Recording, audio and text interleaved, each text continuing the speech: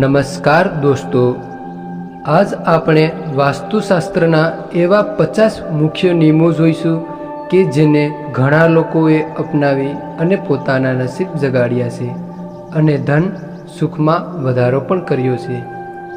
તો આજના વિડીયોમાં આપણે વાસ્તુશાસ્ત્રના એવા મુખ્ય 50 નિયમો જોઈશું જેનાથી તમારા ઘરમાં ધન સુખમાં અવશ્ય વધારો થશે. તો આજના આ 50 નિયમો અવશ્ય સાંભળી લો. તો પહેલું, જ્યારે તમે સવારે ઉઠતાની સાથે સૌથી પહેલાં તમારા હાથની હથેળીઓને જોવી જોઈએ અને હથેળીઓ જોયા પછી તમારા ચહેરા ઉપર ફેરવો, કારણ કે હથેળીના આગળના ભાગમાં માતા લક્ષ્મી અને વચ્ચેના ભાગમાં માતા સરસ્વતી અને નીચેના ભાગમાં ભગવાન વિષ્ણુ બિરાજમાન હોય છે. બીજું, દરેક ગુરુવારે તુલસીના છોડને દૂધ ચડાવો, તેનાથી આર્થિક સ્થિતિમાં જલ્દી સુધારો અને પ્રગતિ આવશે. ત્રીજું, ઘરમાં ક્યારેય સાવરણી ઊભી ન રાખો, તેના પર પગ પણ ન મૂકો અને તેની ઉપરથી પસાર પણ થવું જોઈએ નહીં, નહીંતર ઘરમાં બરકત અને પ્રગતિમાં કમી સર્જાશે. અને સાવરણીને હંમેશા સંતાવીને અથવા તો છુપાવીને રાખવી જોઈએ. ચોથું, મંગળવારના દિવસે પોતું કરો તો તેમાં ફટકડી, લીંબુનો રસ, મીઠું અને લીમડાના પાનનો રસ જરૂર ભેળવીને કરો. શું? તો મંગળવારના પોતું કરો ત્યારે તેમાં ફટકડી, લીંબુનો રસ, મીઠું અને લીમડાના પાનનો રસ જરૂર ભેળવીને કરો.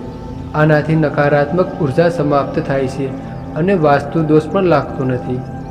પાંચમું, વાળ અને નખ એ બુધવારે કાપવાથી ઘરમાં બરકત અને પ્રગતિમાં વધારો થાય છે. છઠ્ઠું, ગુરુવારના દિવસે ઘરની ઉત્તર દિશામાં ગુલાબી કમળ રાખવાથી ધનમાં વૃદ્ધિ થાય છે. ગુલાબી ફૂલ રાખતા પહેલાં માતા લક્ષ્મીનું ધ્યાન અને પ્રાર્થના કરવી જોઈએ.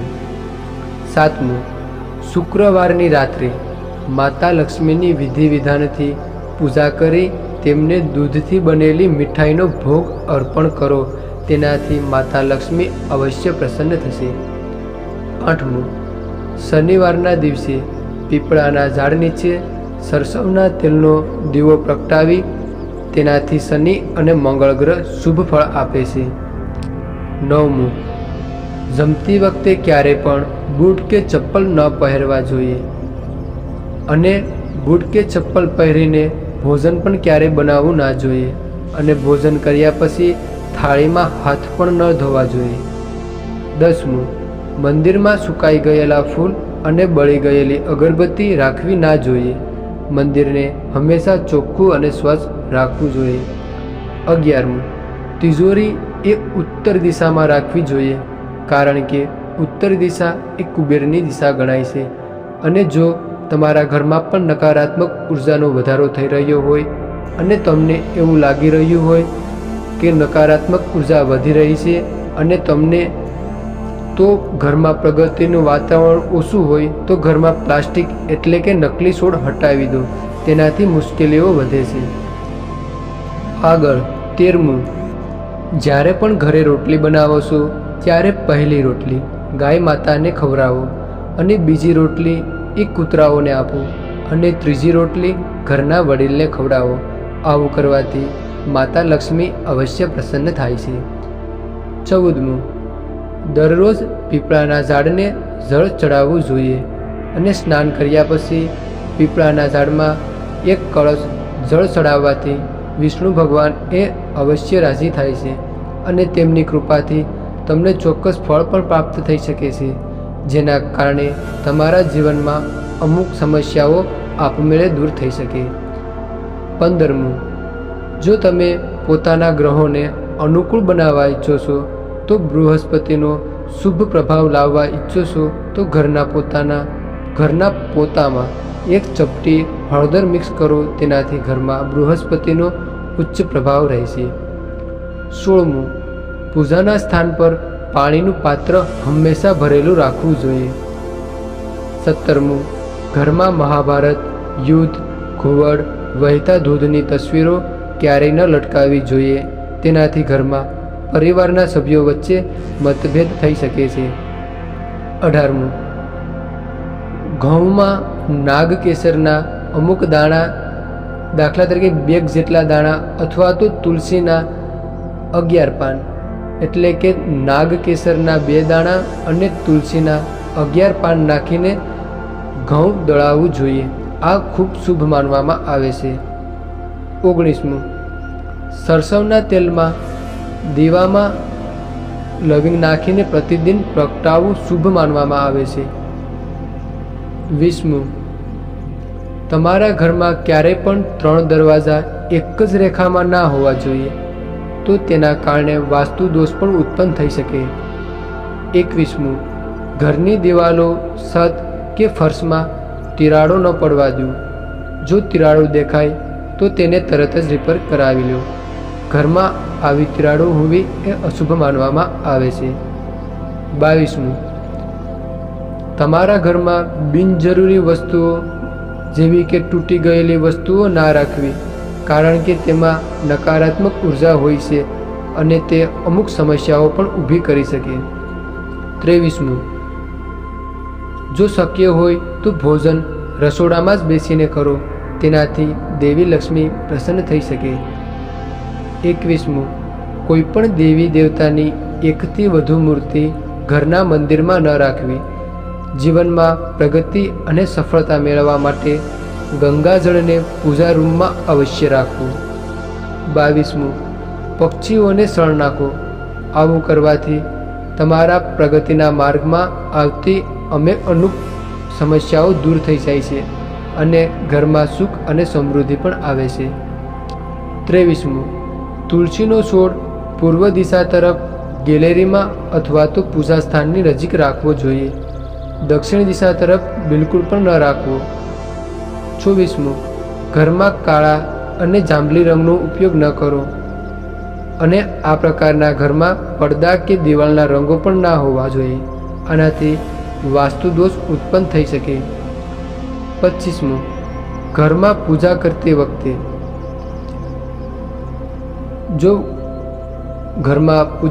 વખતે કપૂર અવશ્ય સળગાવો. તેનાથી નકારાત્મક ઉર્જા દૂર થાય છે. 26મું, પહેલી રોટલી ગાય માતાને ખવડાવવાથી દેવતાઓ પ્રસન્ન થાય છે અને પિતૃઓને પણ શાંતિ મળે છે. 27મું, રસોડાના પથ્થરને કાળો ન રાખવો જોઈએ, કારણ કે તેનાથી નકારાત્મકતા આવી શકે છે. 28મું, રોટલી બનાવતા સમયે સૌથી પહેલાં તવાને સારી રીતે ધોઈ લો. ત્યારબાદ તવા ઉપર 1 ચપટી મીઠું નાખીને રોટલી પકવો તો સારું રહેશે. 29મું, જો ઘરમાં કોઈ પણ રોગી વ્યક્તિ હોય તો 1 કટોરીમાં કેસરને ઉગાડીને તેના રૂમમાં રાખો. તે જલ્દી સ્વસ્થ થઈ શકેની સંભાવના છે. 30મું, વાસ્તુ મુજબ ઘરમાં કોર્નર ફર્નિચર બિલકુલ પણ ન રાખવું. ગોળ કિનારાવાળું ફર્નિચર એ શુભ ગણાય છે. 31મું, જો ઘરમાં નળ ટપકતો હોય તો તેના ટપકવાનો અવાજ ઘરમાં નકારાત્મક ઉર્જા ઉત્પન્ન કરે છે. તેથી બને તેટલી વહેલે તકે આ ટપકતા નળનું સમારકામ કરી અને ટપકતું નળ બંધ કરવો જોઈએ. 32મું, તમે જ્યારે પણ મંદિરે જાઓ ત્યારે ખાલી હાથે ન જાઓ અને જ્યારે પણ ઘરે પાછા આવો ત્યારે ખાલી હાથે ન આવો. ભલે માત્ર વૃક્ષ કે છોડના પાન લાવો, ગમે તે કંઈક લઈને અવશ્ય આવવું જોઈએ. 33મું, ભોજન સ્નાન કર્યા પછી જ બનાવવું જોઈએ. તેનાથી ઘરમાં સુખ અને સમૃદ્ધિ બની રહે. 34મું, ઘરના મુખ્ય પ્રવેશ દ્વારની જમણી બાજુ સ્વસ્તિક અવશ્ય બનાવો. 35મું, દર ગુરુવારે તુલસીના છોડને દૂધમાં અક્ષત નાખીને અર્પણ કરવું એ અતિ શુભ ગણાય. 36મું, વાસ્તુશાસ્ત્ર અનુસાર ઉત્તર કે પૂર્વ દિશામાં કરેલો પાણીનો નિકાલ આર્થિક દૃષ્ટિકોણથી શુભ માનવામાં આવે છે. તેથી ઘર બનાવતા સમયે આ વાતનું અવશ્ય ધ્યાન રાખવું. 37મું, બિસ્તર ઉપર બેસીને ક્યારેય પણ ભોજન ન કરવું. આમ કરવાથી ખરાબ સપના આવી શકે છે અને ઘરમાં સુખમાં પણ ઘટાડો થઈ શકે છે. 38મું, દક્ષિણ પૂર્વ દિશાના ખૂણામાં હરિયાળી ભરેલું ચિત્ર લગાવવું.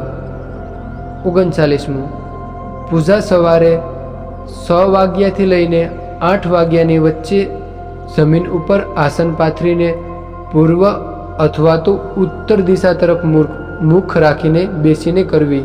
પૂજાનો સામાન ક્ષણ અથવા તો ખુશ ન હોય તો ઉત્તમ છે.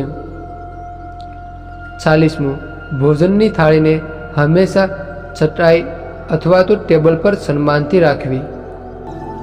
41મું, પૂજા રૂમમાં હંમેશા પાણી ભરેલો એક કળશ રાખવો.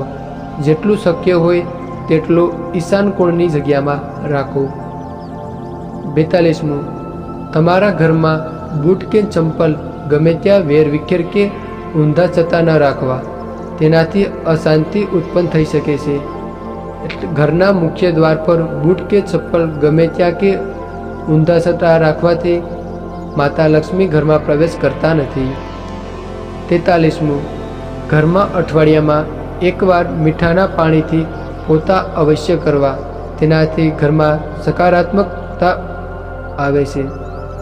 44મું, દીવો અગરબત્તી જે પવિત્રતાના પ્રતીક છે તેમને મોઢાથી ફૂંક મારીને પણ ક્યારેય ઓલવવી ના જોઈએ. 45મું, દક્ષિણ અને પશ્ચિમ દિશાને ખાલી રાખવી વાસ્તુ અનુસાર શુભ નથી, તેથી આ દિશાને ખાલી ન રાખવી. 46મું, માણસે ક્યારેય પોતાના મનમાં નકારાત્મક વિચાર ન આવવા દેવા જોઈએ. જો વ્યક્તિ પોતાના મનમાં નકારાત્મક વિચારો લાવે છે તો તે જીવનમાં ક્યારેય પણ સફળ થઈ શકતું નથી. એટલે તમારા મનમાંથી નકારાત્મકતા વિચારોને હંમેશા દૂર રાખવા જોઈએ અને પોતાના આત્મવિશ્વાસ સાથે કામ કરો, જેનાથી તમારું નસીબ અને સ્વાસ્થ્ય બંને સારું રહેશે. 47મું, બાંધેલા લોટને ભૂલથી પણ ઘરમાં ન રાખવો, નહીં તો તેમાં ભૂત પ્રેતનો વાસ થાય અને ઘરમાં અશાંતિ રહે એવું માનવામાં આવે છે. 48મું, ઘરની મહિલાઓનું અવશ્ય સન્માન કરવું. ઘરમાં સુખ અને સમૃદ્ધિ આવે છે અને દેવી લક્ષ્મી પણ પ્રસન્ન થાય. 49મું, પરિવારને કોઈ દુર્ઘટના કે અનહોનીથી બચાવવા માંગો છો તો કૂતરાને રોટલી ખવડાવવાનું શરૂ કરી દો. 50મું, સવારમાં થોડા સમય માટે ભજન અવશ્ય વગાડવા. તેનાથી આખો દિવસ સુખમય અને સારો અને પ્રફુલ્લિત પસાર થાય છે. 51મું, સવારે રોજ જાગ્યા પછી ઘરને સાવરણીથી સાફ કરવું. ઘરની સાફ સફાઈ કરવી એ ખૂબ શુભ કાર્ય ગણાય, જેના કારણે ઘરનું વાતાવરણ ચોખ્ખું રહે અને માતા લક્ષ્મીની પણ વિશેષ કૃપા રહે છે.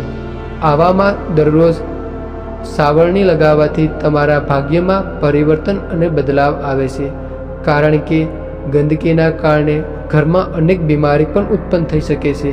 એટલે ઘરને અવશ્ય ચોખ્ખું રાખવું. 52મું, ક્યારે પણ બ્રહ્મ મુહૂર્ત કે સંધ્યાકાળમાં સાવરણીથી ન વાળવું. તેનાથી ઘરમાં ગરીબતા આવી શકે. 53મું, ભોજન કર્યા પછી થાળીને કિચન સ્ટેન્ડ, ટેબલ કે પલંગ નીચે કે ઉપર ક્યારેય ન રાખવી. અને આપણે સૂતા સમયે દક્ષિણ દિશા તરફ પગ રાખીને ના સૂવું જોઈએ. 54મું, ઘરમાં એવી વ્યવસ્થા કરો કે વાતાવરણ એ સુગંધિત અને પ્રફુલ્લિત રહે. સુગંધિત વાતાવરણમાં મન પણ ફ્રેશ અને પ્રસન્ન રહે છે અને ઘરમાં પણ સુખ અને સમૃદ્ધિ રહી શકે. તો મિત્રો, આજનો વિડીયોનો અંત કરતા હવે જે કોઈ મિત્રો આ વાસ્તુશાસ્ત્રના 50 નિયમો વિશે કંઈક કહેવા માગતા હો તો વિડીયોની કોમેન્ટ બોક્સમાં પોતાનું મંતવ્ય અવશ્ય જણાવજો. તો તમામ મિત્રો મનમાં પોતાની કુળદેવી માતાનું નામ સ્મરણ કરી અને જો તમને સારું લાગે તો વિડીયોની કોમેન્ટ બોક્સમાં પોતાની કુળદેવી માતાનું નામ અવશ્ય લખતા જજો.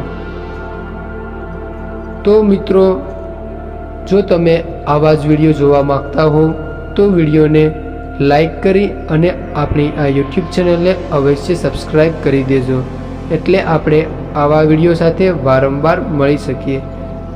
તો તમામ મિત્રોને જય શ્રી કૃષ્ણ. હર હર મહાદેવ.